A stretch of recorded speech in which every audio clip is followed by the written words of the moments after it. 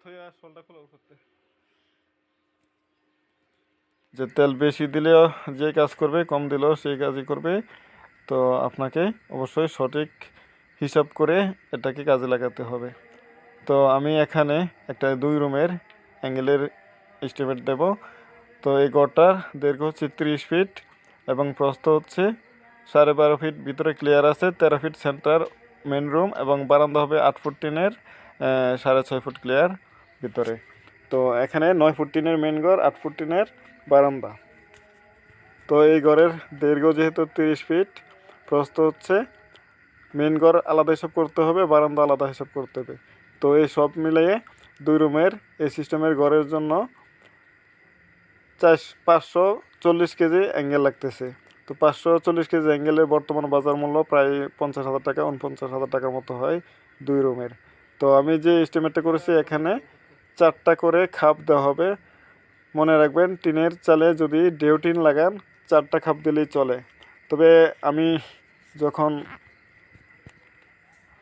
গোপালগঞ্জের দিকে ছিলাম, ওইসব এলাকায় দেখতাম বেশিরভাগ ঘরে কাঠের রোয়া করা খাপ দিয়ে 3টা করে দেওয়া বা অনেক দূর দূরে, সেগুলো অনেক দিন ধরে টিকে আছে। তো টিনের মধ্যে যে কুরু ব্যবহার করা হবে, কুরুটা কিন্তু ডেউটিনই কিন্তু একটা কুরুর কাজ করবে। কারণ টিন আপনি এমনি বলতে পারবেন, গোল করতে পারবেন, কিন্তু পাথারে বাস করতে পারবেন না। কারণ যে ডেগুলো আছে, ডেগুলো কিন্তু অনেক শক্তিশালী এবং শক্ত হয়। যদি আপনি ভালো মানের টিন লাগান তাহলে অবশ্যই অ্যাঙ্গেল একটু কম দিলেও আপনার সমস্যা হবে না। কারণ ডেউটিনটা নিজেই একটা অ্যাঙ্গেলের মতো খারাপভাবে শক্তি বা সাপোর্ট দেয়। তো এই হিসাবে 9 ফুটের টিনের 4টা খাপ, আর বারান্দার মধ্যে যেহেতু 8 ফুটের, সেখানেও 4টা খাপ দিলে ভালো হয়, তবে 3টাও দেওয়া যাবে। তো এই 4টার হিসাব করে আমি ধরেছি এখানে মোট 3 মিলি 300 কেজি এবং 4 মিলি 240 কেজি। তো অনেক সময় ওজন একটু এদিক সেদিক হতে পারে। তো এখানে পিস লাগবে 54 পিস অ্যাঙ্গেল। তো আমি এর থেকে আরও 2 পিস অ্যাঙ্গেল বাদ দিয়েছি, 52 পিস দিয়ে আমি কাম সেরে দেবো। কারণ একটু একটু করে ফাঁকা দিলে অবশ্যই 2 পিস অ্যাঙ্গেল বাঁচানো যাবে। তো এখন বলি কিভাবে আপনি নিজে নিজে হিসাবটা করবেন। আপনি গড়ের দৈর্ঘ্য এবং প্রস্থ প্রথমে এক সাইড যোগ করবেন, তারপর এটাকে 2 গুণ করবেন, কারণ যেহেতু 4 সাইড।